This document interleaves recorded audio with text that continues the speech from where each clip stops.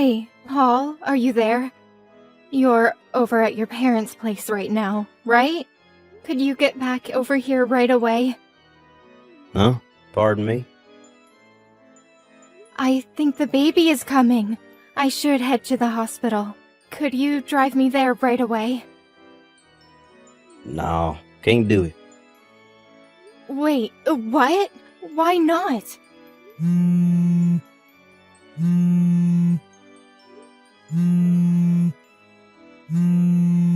Would you just stop? I said no, for God's sakes. Why do you just hang up? I said the baby is coming. I'm having contractions. Stop bothering me. I'm not going to no hospital. How could you say that, Paul? Do you realize what this means? If I don't go to the hospital right now, the baby will be in danger. Just call a darn taxi. You can use your phone still, right? Call a cab? Are you serious? It's your child that's about to be born. How could you even say that? Why are you being so cold? I can't do this alone. Paul, I need someone by my side.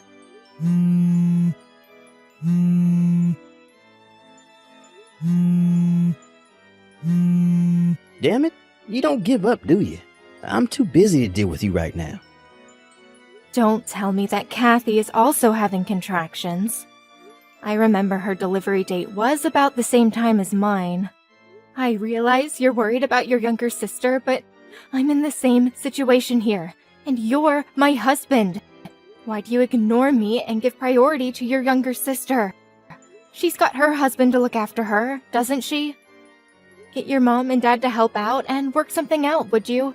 You don't all have to be over there. I mean, use common sense, Paul. This is nuts. I said no way. Call a cab. Paul, you stole my purse, didn't you? Huh? What now? I was getting ready to go to the hospital by cab and checked my bag, and my purse was nowhere to be found. Oh, yeah. I was on my way to take Kathy to the hospital, and I realized I didn't have any money for a cab. So you took my money? Are you serious? Now, how the heck am I supposed to get to the hospital? Get this through your thick skull, Trish. I'm not going to the hospital for you. I made up my mind a long time ago that if Kathy's baby came the same time as yours, I would give her priority over you. You cannot be serious. What's wrong with giving your family members priority over a stranger?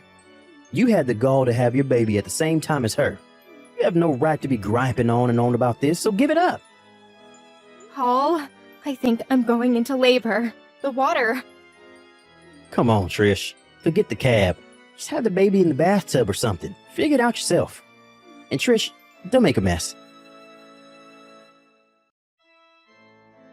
Paul, Trish here.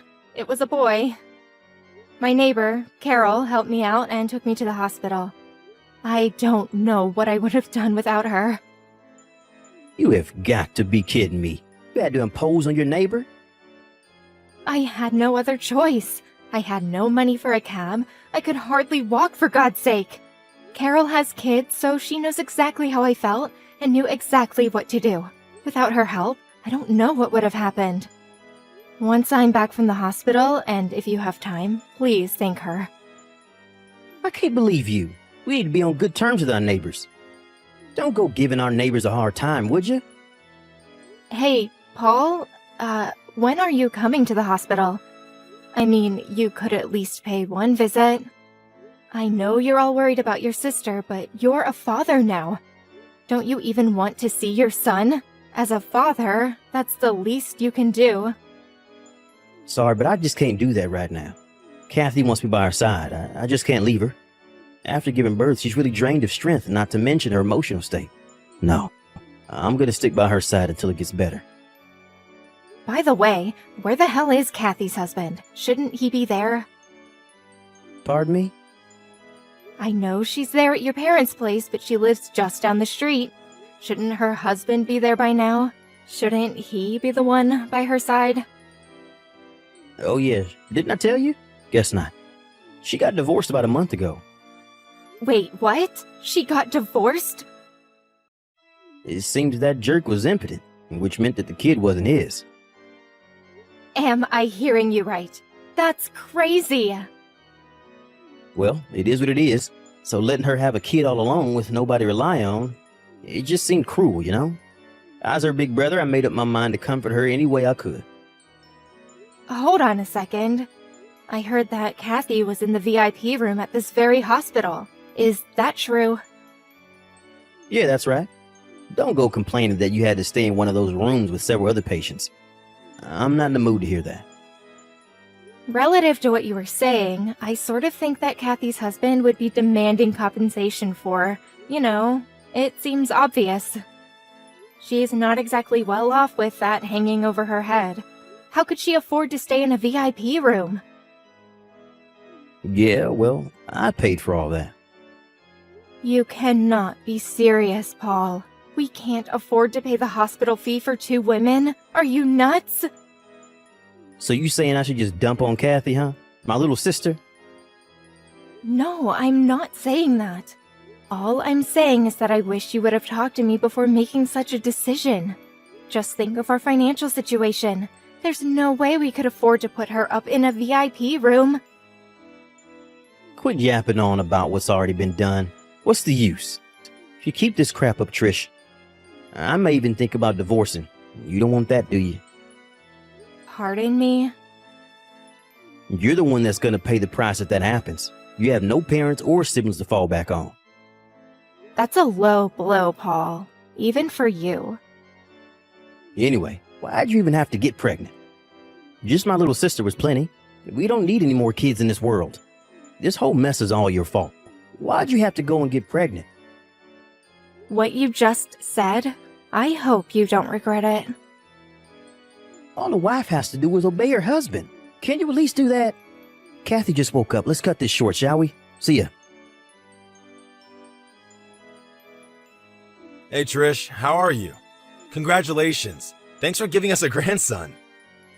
Dad, wow, it's been so long. How have you been? Yeah, not bad. Sorry to contact you out of the blue like this. I got your line ID from your friend Carol, your neighbor. Nice girl, by the way. Yeah, she's great. She told me all about it. She's the one that got in contact with you, right? Yes, that's right. It was by pure chance that I was told about your situation. Chance? You talked to Carol about me before, right? Come to think of it, I did mention you when we were talking about family. You know, with the baby coming and all. Well, she remembered my name and it apparently rang a bell, so she checked me out. And it turned out that I was the president of the company she was working for. She couldn't believe it at first, but she verified the family ties and got in contact with me through the company intranet system. Whoa, wait, back up. You're the president of a company now? Yes, but it's only happened about 2 weeks ago. I'm really sorry I didn't contact you for so long. As you know, Mom and I divorced some time back. Fortunately, it was amicable. The main reason we got supported was basically because we were both workaholics, lol. After the divorce, I went overseas on business for almost 3 months, and we sort of lost touch. I didn't know she passed away until Carol told me about it. I felt terrible. I see. I had no idea. I really wish I was here. Maybe I should have stayed married to her, just separated. You don't have to feel guilt over that. Mom knew how busy you were, and how much your work meant to you. Knowing Mom, that's probably why she didn't contact you. She's always sent me financial support through the years and insisted that I give you enough breathing space, so you can work to your heart's desire. That's heartening to hear. Thanks for that, Trish. By the way, your husband, Paul, was it? Huh? Yeah, that's right. What do you plan on doing going forward? Do? What do you mean? I heard the whole situation from Carol, so you don't need to hold anything back. Tell me how you honestly feel. Right. I suppose I'm leaning toward divorce. He gives his younger sister priority over me and the verbal abuse that I get. To be honest, I worry about our future together. Fortunately, I plan to return to work once I'm back on my feet. My company is pretty understanding when it comes to maternity leave. When I think about that, divorce seems the better option. Okay, I understand. Then why don't we do this? Give me a bit of time to verify a few things. Verify a few things. Like what? When do you get released from the hospital? Well, if all goes well, I should be out of here by next Wednesday. Alright then. I'll contact you by then and we can work things out. Be patient, okay? Not sure what you're up to, Dad, but yeah, okay. Hey, Trish, are you there? Is that true about your dad? Is this some kind of joke? You never told me he was the president of that major corporation. Why didn't you mention this before we got married? How could you leave out such an important piece of information? Are you totally daft, Trish? He contacted me just last week. It was the first time I heard he was the president of that company. I had no idea. He was working overseas for the past 3 months and just returned last week and was promoted to president on his return. If your father is the president of that major corporation, well, that means you're the daughter of a big shot. You're like a VIP or whatever. Yeah, well, this only happened 2 weeks ago, so I was never a VIP or socialite or whatever. But you are the daughter of a company president. That's a fact. What the hell is going on here? If I had known this earlier, I would have... This is not happening. Hey, Paul, are you upset about something? You're acting real weird. Yeah, I'm upset. How can I not be? Your father is a big investor in our company, and I mean one of the biggest. Really, I didn't have a clue. And his company is one of our top clients. One move, and he has the power to even bankrupt us. Seriously, this is the first I'm hearing about this. You never mentioned your work stuff to me, so how would I know, right? Apparently, your father contacted the president of my firm and wanted him to check out his employees. He eventually heard there was some sort of shenanigans going on. They found out that me and Kathy's work performance was, not up to par. I'm just assuming here, but I bet you guys were forcing others to do your job and taking time off when you weren't permitted to. Huh? Hold it a sec. Why do you know that? Again, I'm just assuming, but considering your attitude toward everything, and this goes for your sister too, it just seemed like the logical thing you guys would do. You sound like you're enjoying this. Like it's just some casual conversation or something. You realize that both Kathy and I have been transferred? And get this, we're not being transferred to the same location either. Roger that. Don't go screwing up this time, Paul. Roger, what? The hell do you think you are anyways? It was all your fault that we ended up in this predicament. What are you going to do about it? I went to your father's office and had a meeting with him. I got down on my hands and knees begging him to reconsider, but your father just ignored me. This whole thing wouldn't have happened if you had just told me about your father and not kept it a secret. How could you be so devious? If you'd only warned us, we'd have been able to be more careful at work. Like I said, I haven't seen my dad in a while, and I only learned of this like 2 weeks ago. How am I supposed to tell you when I didn't even know? And for your information, I had no connection to your job. You never told me anything about where you and Kathy worked or what you did.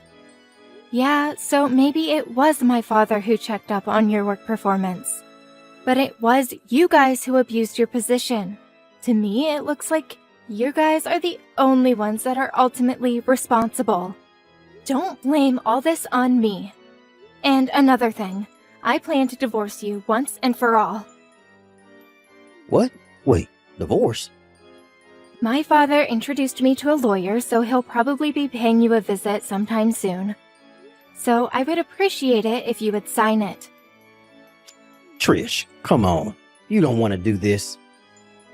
In addition, I plan to demand compensation for emotional distress that you caused all these years, especially when our baby was born. Any court will rule in my favor. Oh, and I will be demanding the proper child support for our son. We mustn't forget that. No, you can't do this. I have a lot on my plate now. I have to pay for Kathy's stuff, and getting pushed out and transferred to some branch office somewhere means a reduction in pay. Taking money from me now? Your timing is impeccable, Trish. Take money, huh? Isn't that what you did to me when I went into labor? You stole my purse. Didn't you take money from me then? You left me there to suffer in pain because I had no money for a cab. If Carol hadn't been there to help, I could have died. I need the money to take Kathy to the hospital. What can I say? That's your problem, Paul. That behavior, that thought process, whatever you want to call it, that's what's screwed about you. But the fact remains that I don't have any money. Looks like this is going to go on into an endless loop, so let's cut it short. But... Oh yeah, one more thing. You and Kathy probably didn't realize this, but your mom and dad are both on my side with this. Pardon me? When Kathy went into labor, your folks went straight to the hospital with her, as any parent would. They only found out that I was all alone at the hospital was when they got home that night. They were furious for the way you acted towards your wife. They apologized profusely. Your mom was on the verge of tears. I ended up comforting her. They were overjoyed that I had reunited with my father and agreed to the divorce without complaint. Are you really serious? From now on, I want you to go through my lawyer. Anything you need, just contact them. Please don't contact me directly anymore. You got that, Paul? Trish, you can't do this. Goodbye. My son and I moved into my father's spacious condo downtown.